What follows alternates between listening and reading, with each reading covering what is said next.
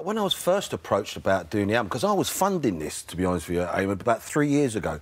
I'd had a break from EastEnders where myself and Jesse went to film Redwater, and while I was coming backwards and forwards, I was kind of like... Because I've been playing with my band for years, since the age of, like, 16, 17, I'm always in a band. And some of the stuff I was doing live, I wanted to kind of, you know, redress them up and try and take out guitars and put fiddles in. And so toying with the whole new country style that's really massive in the States. And then it kind of come full circle. The record company found out I was doing it, and I had a few meetings with several record companies, and Warner's, in particular East West, said, listen, we really like what you're doing.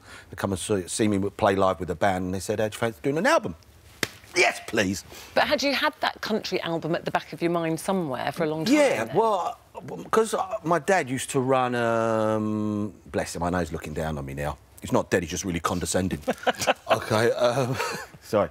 No, my dad used to run clubs, Irish clubs in London, so I grew up listening a lot to certainly Irish traditional country music, listening, you know, like Jim Reeves, Johnny Cash and all these sort of big Irish clubs. But of course, could I just say that we exported country music to America and then it came back, so all, that's you know, right. That's bluegrass music and all that sort of thing all came from Ireland. And it's great storytelling. And, it, you know, it was all about telling stories, and so...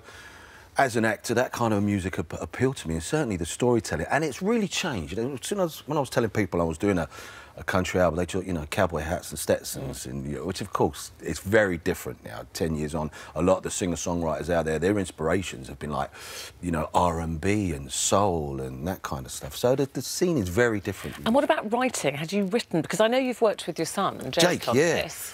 From Rixton, you know, very, very successful. Songwriters will always tell you, you know, you can write 100 songs in a year and you might just be lucky with one. I've never been lucky.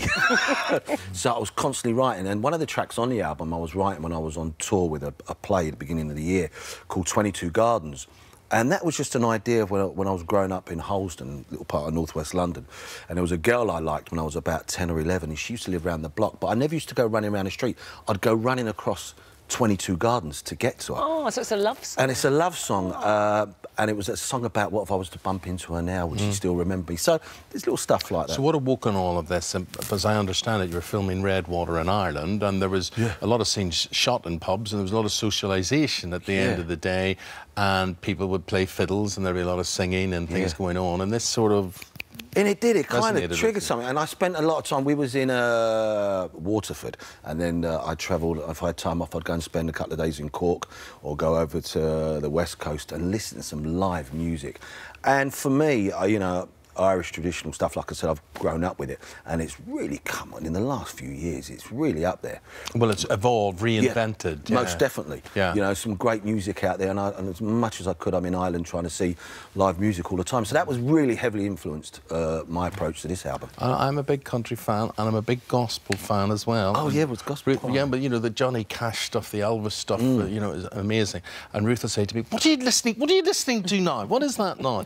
But it strikes a chord with you, and you know, hopefully good luck with that, my friend. It's certainly very, very different. He's Shane Richie is a country soul, and he's also going to be Robin Hood, are you not, in Panther this Christmas? Let's have it. Woking, I can't wait. 4 weeks when I just get a chance to spend, because my 3 kids are in it with me, and Shane and Jake, when they were babies. Family affair. Family, and we just get in the car, we turn up like the Partridge Family, and they're on stage, I know where they are, and we just tear it up for 4 weeks.